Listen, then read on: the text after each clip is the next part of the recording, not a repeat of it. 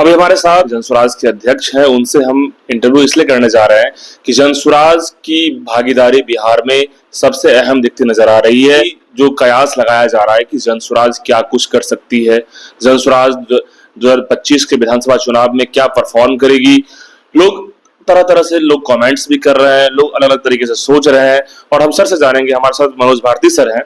Sir स्वागत है सबसे पहले। धन्यवाद। आपके दर्शकों को भी शुभकामनाएं देनी है।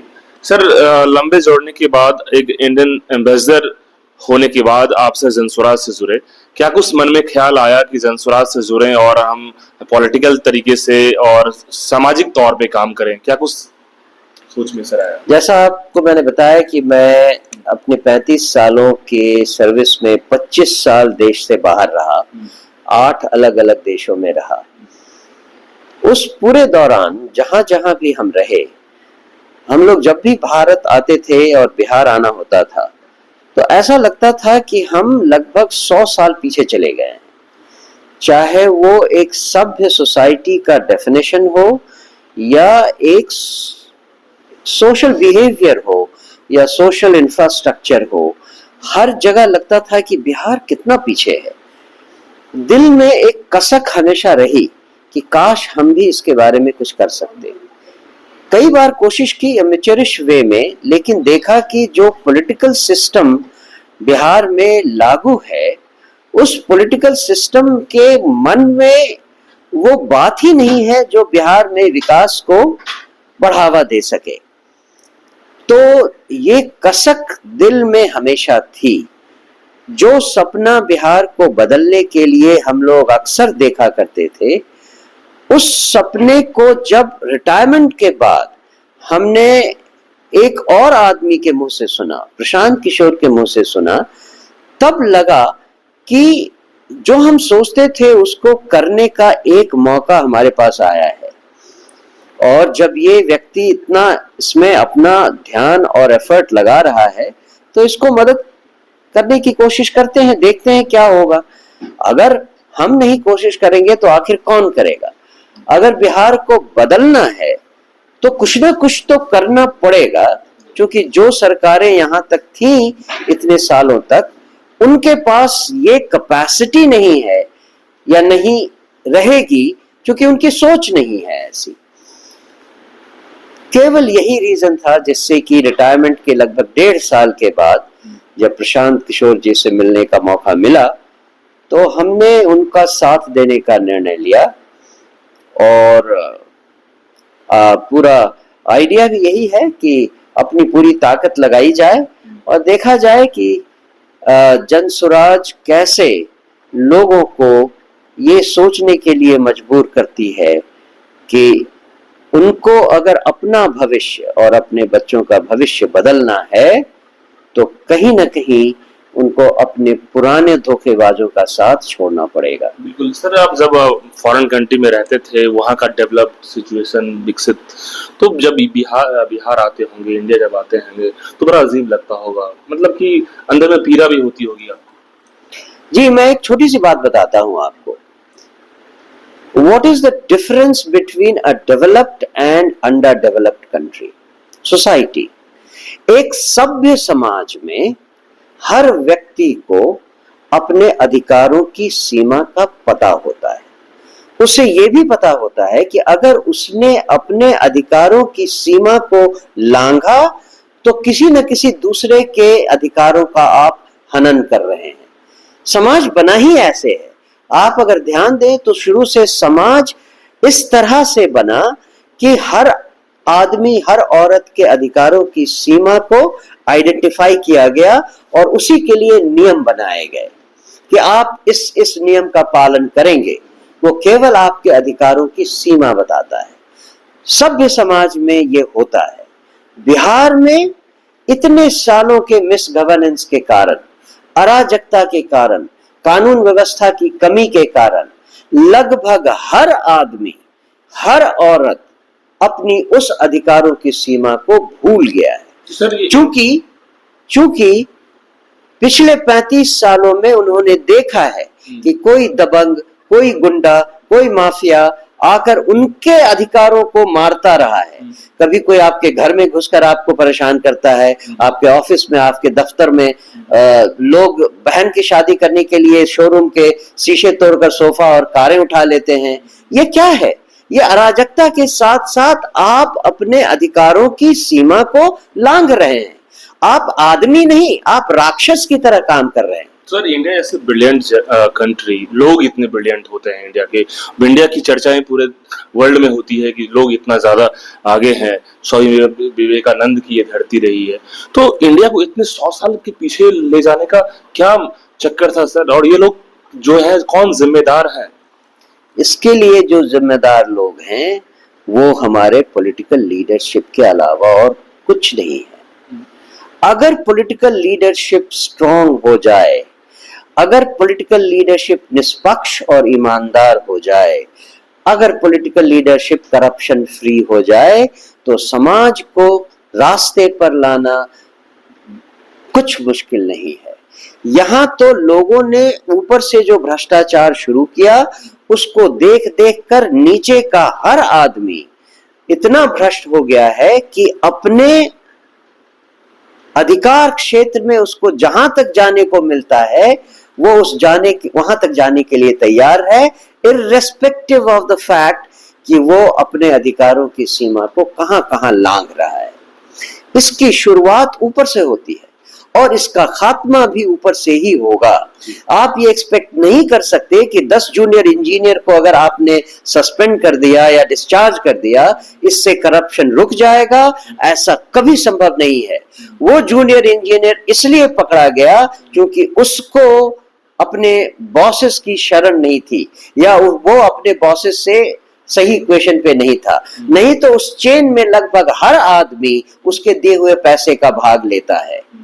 और ऐसा हो ही नहीं सकता कि नीचे कोई करप्शन करता हो और उसके तार ऊपर से ना जुड़े हुए हों।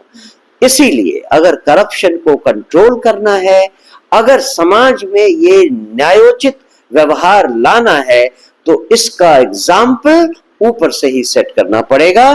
जिसका मतलब है हमारे पॉलिटिकल लीडरशिप, हमारे नेता, हमारे मंत्री, हमारे विधायकों को इस बात का ज्ञान होना चाहिए कि वो समाज के बनाए हुए नियमों के दायरे में ही अपना काम करें और वो समाज को संयमित करने के लिए जो ऑर्डर बना है उसमें समाज के कार्यकर्ता हैं, सामाजिक नौकर हैं, वो समाज पर राज करने वाले राजा नहीं हैं। आज अंतर यही हो गया है। सबसे बड़ा सर मुद्दा अभी बिहार में ये दिख रहा है, अनसिक्योर है लोग, अनसेफ है, और कोई इंडस्ट्री लगाने की बात तो बहुत दूर की बात है। कोई इन्वेस्टर्स बिहार में क्यों आएगा? एग्जैक्टली। तो सबसे बड़ा सवाल है कि बिहार में रोजगार जब देने की बात आएगी, इंडस्ट्री को डेवलप करने की बात आएगी, तो बिहार पहले सेफ तो हो जाए। बिहार को सेफ कौन करे? तो ये भी उसी से रिलेटेड है। कानून व्यवस्था की हालत आज ये है, आप जरा ध्यान दें मैं जो कह रहा हूं। सड़कों पर चलने वाला एक सिपाही, उसको उसका एसपी अगर कुछ नहीं कर सके, चूंकि उस सिपाही के कनेक्शन विधायक और मंत्री से हैं, उसको अगर कुछ प्रॉब्लम हुई तो वो एक विधायक और मंत्री के पास गुहार लगाता है, जो कि एसपी को डांट लगाता है। अगर ये व्यवस्था हुई तो समाज में कानून व्यवस्था कैसे सुधरेगी? हर व्यक्ति को, मैंने आपसे पहले भी कहा, ये शुरुआत होती है विधायक और मंत्री से। विधायक और मंत्री अगर जब तक इस हायरार्की का रिस्पेक्ट करके इसके अनुसार व्यवहार नहीं करेंगे, सरकार में कानून व्यवस्था कैसे सुधरेगी? यहां बिहार में कानून व्यवस्था के इतने खराब स्तर में होने का एक ही कारण है कि यहां पर जो शासन में ऊपर है, जो सबसे ऊपर है, उनका कोलैबोरेशन सबसे नीचे वाले से हो गया है। उनको जो हायरार्की को ध्यान में रखकर अपना अधिकार क्षेत्र संभालना चाहिए, वो उसका पालन नहीं करते हैं। सर, ब्यूरोक्रेट्स की क्या स्थिति है बिहार में? ब्यूरोक्रेट्स की स्थिति बहुत दयनीय है बिहार में। कुछ ब्यूरोक्रेट्स तो हैबिचुअली करप्ट हो जाते हैं, लेकिन अभी भी बहुत सारे ब्यूरोक्रेट्स ऐसे हैं जो जानबूझकर करप्ट नहीं है, सिस्टम में वो फंसे हुए हैं। और हम ऐसे ब्यूरोक्रेट्स को ये भरोसा दिलाना चाहते हैं कि अगर पॉलिटिकल लीडरशिप बदली तो आपके ज्ञान की, आपके एक्सपीरियंस की सही वैल्यू करके आपके साथ सही व्यवहार किया जाएगा। आज जो व्यवस्था है उसमें ब्यूरोक्रेट्स को सही स्थान, सही पोजीशन और सही पावर एंजॉय करने को नहीं दिया जाता। तो सर, जनस्वराज को बिहार की जनता कितना मतलब कि हद तक समझ पाई है? बिहार के 14 करोड़ लोग तक कितना पहुंच पाया है जनस्वराज? अब ये सबसे खास बात है, क्योंकि 2 से 3 महीने के बाद, 100 दिन के बाद इलेक्शन है और देखा जा रहा है कि इंडिया गठबंधन, एनडीए सब अपने पावर में है, मतलब सब तैयारी अपनी अपनी कर रही है। तो जनस्वराज क्या कुछ, इतने सारे एजेंडे हैं, चेंजिंग, बदलाव की बात करती है जनस्वराज, तो क्या कुछ कर पाए? जनस्वराज व्यवस्था परिवर्तन चाहती है और व्यवस्था परिवर्तन के वही अवयव, वही आयाम है जो मैंने अभी आपसे कहा, चाहे वो भ्रष्टाचार हो, कानून व्यवस्था हो, चाहे बच्चों के लिए शिक्षा हो, युवाओं के लिए रोजगार हो, वृद्धों के लिए पेंशन हो, सम्मानजनक पेंशन हो। इन सारी व्यवस्थाओं को सही करना हो तो हमें कुछ नीतियों को बदलना होगा। उन नीतियों को बदलने के लिए जनस्वराज की सरकार बनानी होगी। ध्यान दें कि जनस्वराज सरकार बनाने नहीं आई है, क्योंकि सरकार बनाने के लिए आप किसी भी परिवारवाद वालों से या बालू माफिया या डिफरेंट माफिया वालों से, पैसे वालों से आप मदद लेकर एक सरकार बनाना ज्यादा शायद मुश्किल ना हो, लेकिन हमारा वो मुद्दा नहीं है। हमारा मुद्दा ये है कि सरकार बनाना तो पहला स्टेप है। सरकार बनाने के बाद नीतियों को बदलकर आप किस तरह से व्यवस्था में परिवर्तन करना चाहते हैं, ये इंपॉर्टेंट है। और इसके लिए हमें सही लोग चाहिए जो सही सोच के साथ शासन करने आए। यही बात हम जनता को बता रहे हैं कि जिन लोगों ने आपको इतने सालों तक ठगा है, धोखा दिया है, उन पर आप फिर से भरोसा मत करना, क्योंकि जिन्होंने 35 सालों तक आपको ठगा है, क्या गारंटी है कि वो अब आपके बच्चों के भविष्य की चिंता करेंगे? वो आपको हजारों वादे करेंगे, उनको फिर से तोड़ेंगे जैसे उन्होंने पिछले कई सालों में तोड़ा है। तो सर, क्या भरोसा है जनस्वराज का कि इन सारे वादे पे खरा उतरेंगे? नहीं, बिल्कुल सही कहा आपने।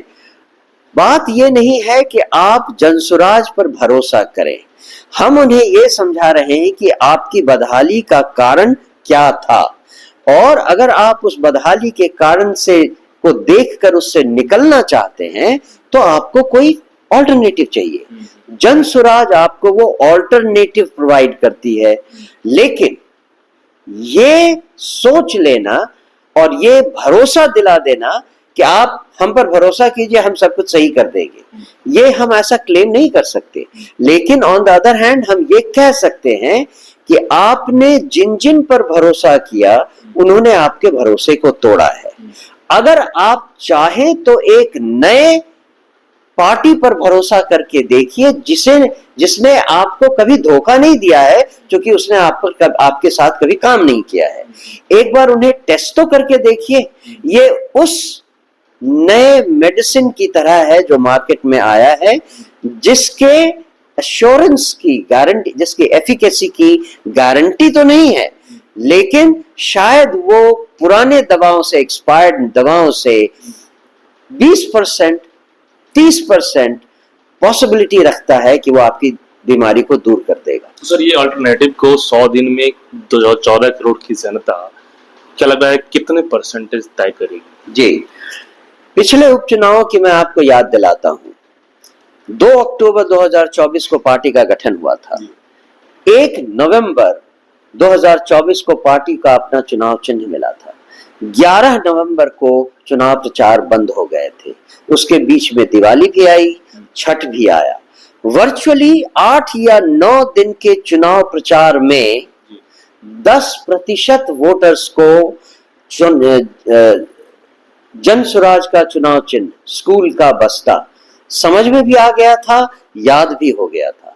इमेजिन कीजिए 10 दिनों में अगर हम 10% जनता को अपनी बात समझा सकते हैं, तो अभी तो हमारे पास 40 दिन थे, सॉरी 4 महीने थे, अभी अब से हमारे पास 100 दिन बाकी है। बिल्कुल सर, आपने कहा कि वोटिंग परसेंटेज की बातें थी जनस्वराज की, लेकिन जब बात आती है कि चारों उपचुनाव में चारों सीट पर जनस्वराज ने खेल बिगाड़ा, वोटिंग परसेंटेज तो था बट वोट काटने की सिलसिले में बीजेपी को फायदा पहुंचा दिया, तो क्या फायदा और घाटा पहुंचाने की बात, वोट काटने की बात रहेगी? जनस्वराज अपने रास्ते पर लोगों को समझाने के काम पर लगी हुई है, लोगों को बतलाने के काम पर लगी हुई है, लोगों को ये जताने के काम पर लगी हुई है कि बिहार को बदलने की कितनी ज्यादा जरूरत है अगर उनको अपना और अपने बच्चों का भविष्य अंधकार से निकालना है। इस रास्ते पर चलते हुए बाकी पार्टियों को जो नफा नुकसान हो, ये हमारी जर्नी का पार्ट नहीं है, ये हमारी जर्नी का बाई प्रोडक्ट है। तो उस समय जो हुआ वो उस समय की जर्नी का बाई प्रोडक्ट था, तो ये इस समय भी होगा सर। जर्नी है उसमें आप ऑलरेडी देख रहे हैं कि चाहे वो राजद हो, चाहे जदयू हो या भाजपा हो, सब के सब परेशान हैं कि उन सब के वोट काटे जा रहे हैं। जिस तरह से प्रशांत किशोर जी की जनसभाओं में किसी रिमोट कॉर्नर में दिन में 2 जगहों पे अगर सभाएं होती हैं तो 25-25 हजार लोग हर सभा में मौजूद होते हैं। ये देख देख कर सारी विपक्षी पार्टियों की नींद हराम हो गई है। आप ध्यान दें कि हम केवल अपने रास्ते पर चल रहे हैं, ये बाई प्रोडक्ट है जो बाकी पार्टियों को फील हो रहा है। अब इसमें किसी का वोट कटे, किसी का वोट जुड़े, ये उनके भाग्य या दुर्भाग्य की बात है। हमें तो अपने रास्ते पर चलना है जिस पर हम चलते रहेंगे। सर लास्ट सवाल, यदि जनस्वराज, लोग ये भी कह रहे हैं कि जनस्वराज को 5 सीट तुक्का लग जाएगा, लोग ये कह रहे हैं कि जनस्वराज वोट तो काटेगी, क्यों हल्के में नहीं ले सकते हैं लोग। और यदि हम, मेरा जो सवाल है सर कि यदि जनस्वराज को 10 सीट आती है, 15 सीट आती है, तो फिर जनस्वराज क्या करेगी?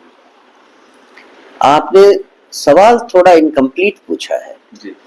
10 और 5 आए तब तो कोई बात ही नहीं है, उस समय तो हम किंग मेकर भी नहीं रहेंगे जी।